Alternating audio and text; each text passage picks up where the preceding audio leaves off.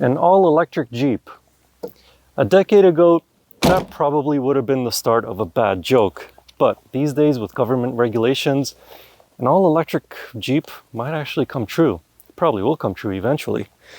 But this 2021 Jeep Wrangler 4xe is not full electric yet. It's a plug-in hybrid. So the question is, how good is it against its non-hybrid variants? And more importantly, how good is it out here in the wilderness? Let's go for a drive and find out. But first, plug it in and charge it a bit. I guess I can't out here. Oh well, good thing it's not full electric. So I'll just run on the gas engine.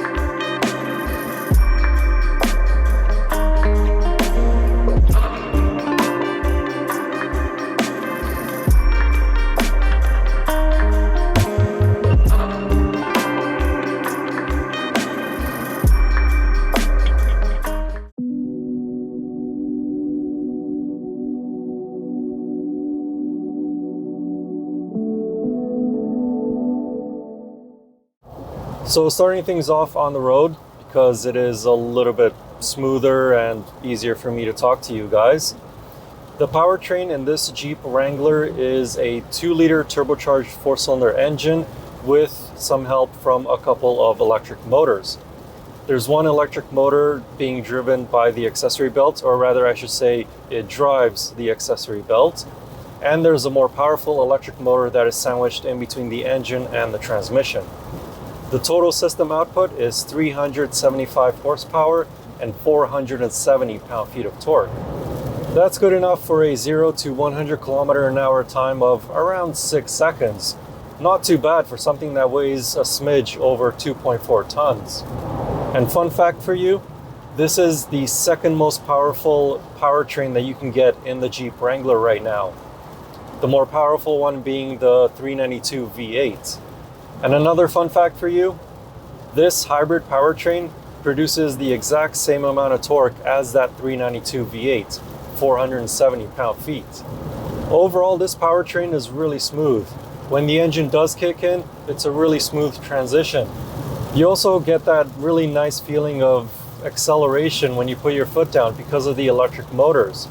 And then once the engine gets into its proper RPM operating range for its bulk of the power, then you really get going. From behind the steering wheel, it actually feels like you're just driving a regular Jeep Wrangler. Of course, you are saving quite a bit more fuel. The Wrangler 4xe is rated at 4.8 liters equivalent per 100 kilometers with the aid of the electric motors. During my time with the Jeep 4xe, I averaged 7.5 liters per 100 kilometers on a city highway combined cycle. Of course, this number will vary and depend greatly on how often you can plug it in. This hybrid powertrain has 3 different drive modes.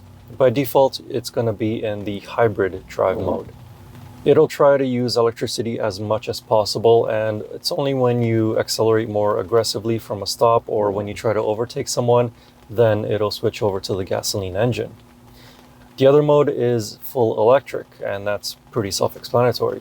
In that mode, you'll be driving on electricity more often, and you can be a little bit more aggressive with the throttle inputs and still be only on electricity.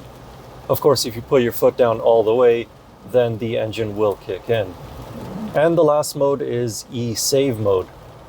What that does is actually hold the battery charge. So as soon as you press the button, it'll hold the battery state at whatever it happens to be, and it'll only use the gasoline engine. However, that drive mode has 2 different settings.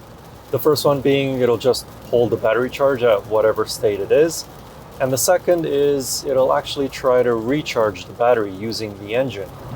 However, fuel economy is going to take a little bit of a hit with that setting, because not only does the engine have to drive the Jeep Wrangler, but it also has to recharge the 17 kilowatt hour battery.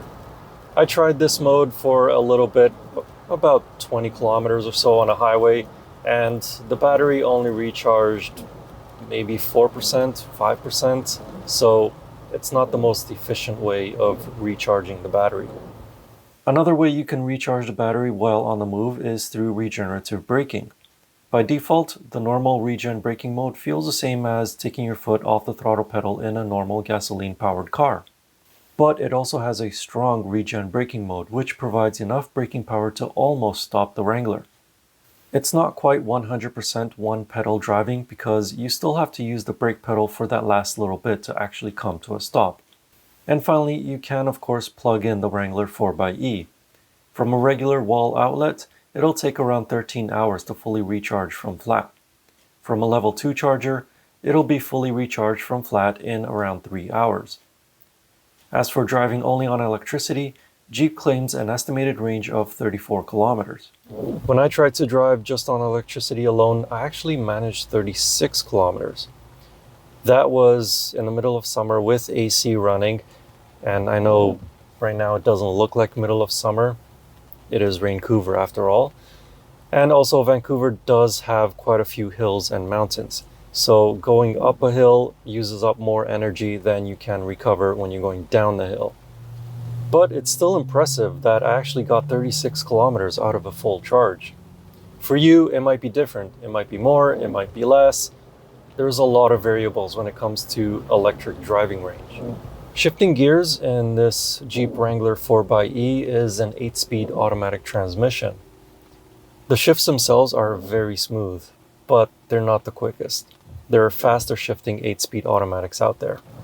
As for the rest of the driving dynamics of this Jeep Wrangler 4xe, it feels pretty much exactly the same as any other Jeep Wrangler. As in, you constantly have to give minute inputs to the steering just to stay in a straight line. On long trips, the fact that you constantly need to provide minute inputs to the steering just makes it feel like it's going to be a very tiring ordeal for you. So if you're expecting a vehicle that's very capable off-road as well as on-road, this is not it. It still has quite a lot of Jeep characteristics, but it's not the best thing when it comes to on-road driving. But when you go off the beaten path, that's where this Jeep Wrangler shines. And this 4xe is just as capable as all the other non-hybrid variants of the Wrangler. It still has the same front and rear locking differentials. It has the same front disconnecting sway bar. It has big 33-inch tires on this Rubicon trim. And because the battery is actually inside the cabin, you still have a lot of ground clearance.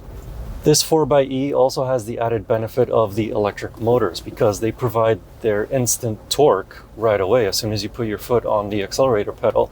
There's no waiting around for the engine RPMs to build in order to get horsepower and torque. I'm not the biggest off-road enthusiast, so if I'm wrong, just let me know in the comments. But I'm sure it helps having instant torque when you're rock crawling, for example. The Wrangler 4xe also has select speed control, which is like cruise control but for off-roading at single-digit speeds. If you are going downhill at a bit more of a brisk pace, you can set the regen braking mode to max, and it will actually slow down the Jeep bike quite a bit and keep it at a constant downhill speed while recharging the battery a bit.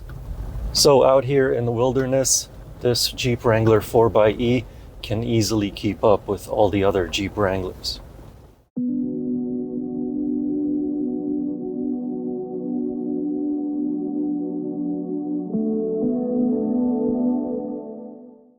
When you're driving on roads or highways, as you can probably hear, this Jeep Wrangler is quite noisy. You don't hear the engine even when it is running, but what you hear the most is wind and road noise. Obviously today in my case, it's also noise from the rain. It probably would be just a tiny bit quieter if it didn't have this soft top, but it still is a box on wheels at the end of the day. Sitting inside the Jeep Wrangler 4xe, you don't really get that sense that you're in a hybrid vehicle because all of it looks, well, pretty much exactly the same as the non-hybrid versions of the Jeep Wrangler. There's only a few things that will actually let you know that you're in a hybrid Jeep Wrangler when you're sitting inside of it. Firstly is right in front of you. You still do get a tachometer as well as a digital screen in the center, but on the right it is now a power and charging gauge. As well, there's a little button here for your max regen braking mode. It's right next to the mute for the stereo and traction control off button. And next to my left knee are 3 buttons for your drive modes: hybrid, electric, and e-save mode. As for interior space in the 4xe, like I said, it's exactly the same as all the other Jeep Wranglers out there. Legroom and headroom is plentiful for my 6'4" height, and obviously headroom is really nice right now that I opened up the sunroof, if you can even call it a sunroof, because it extends all the way to the back. It's more like a convertible. And speaking of which, you can actually take off that back portion as well as the doors and have the full open Jeep off-road experience. Of course, you do need a few tools for that, but you can do it if you want. Anyway, let's go sit in the back. In the back, the 4xe is a little bit different than all the other Jeep Wranglers because, unfortunately, you do not have any more storage underneath the seats. Instead, you find the battery. You don't really have to worry too much about it getting too hot because I can easily put my hand on it. I have been driving this Jeep now for about 2 hours and it is warm. I can feel that it's warm, but it's not hot or anything like that. As for interior space, for my 6'4" height, sitting behind myself, it's a little bit tight for legroom. There is a nice indentation in the back of the seats, so my knees don't feel like I'm being squished. And headroom is okay. Just if you're as tall as me, be aware of all these bars when you're going off-roading because you might just bonk them. But overall, pretty good amount of space back here. In the trunk, you'll find 784 liters of cargo space with the rear seats up. There's also a little bit of storage underneath the floor for the charging cable and other small items. With the rear seats folded, the Wrangler has 1,908 liters of cargo capacity.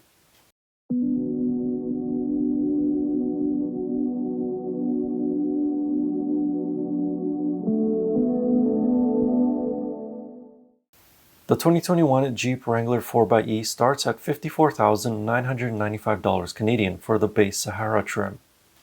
This is a strategic price here in Canada because only vehicles costing less than $55,000 MSRP are eligible for government rebates. The starting price of this Rubicon trim at $59,995 is not eligible for EV rebates. In the United States, it's a different story. The Wrangler 4xe is eligible for government rebates and the rebates are bigger. Check your local Jeep dealer for details. This particular Wrangler 4xe Rubicon had quite a few options on it, which did raise the price to $74,340 Canadian. For that amount of money, the Wrangler 4xe comes equipped with leather upholstery, the Sky One Touch power top, which makes the Wrangler feel like a convertible, heated seats and steering wheel, Uconnect 4 infotainment with 8.4-inch touchscreen and navigation, front and rear steel bumpers, forward-facing camera, adaptive cruise control, blind spot sensors, forward collision alert with emergency braking, and LED headlights and taillights, to name a few. From the outside, apart from the 4xe badges, blue tow hooks and emblem highlights, and the charge port, the 2021 Jeep Wrangler 4xe Rubicon looks like any other Jeep. It is instantly recognizable. So, is the 2021 Jeep Wrangler 4xe worth it? Well, if you're going to be doing quite a lot of long road trips to go out in the wilderness, then probably not. The non-hybrid versions is probably going to be your better bet. But if you do plan on using the Jeep Wrangler as a daily commuter and sticking within the city to do your errands, and you can continuously plug it in, then yes, I think it is worth it. And if you're not sold on the whole idea of a hybrid Jeep Wrangler, this still has, at the end of the day, 375 horsepower and 470 pound-feet of torque. That should account for something. Anyway, if you want to know more about this 2021 Jeep Wrangler 4xe, I wrote a more detailed review of it over on my website. You can find that link in the video description. And as always, I will see you in the next car or truck or Most likely it'll be another SUV. Anyway, thank you for watching. Please like and subscribe, and see you in the next video.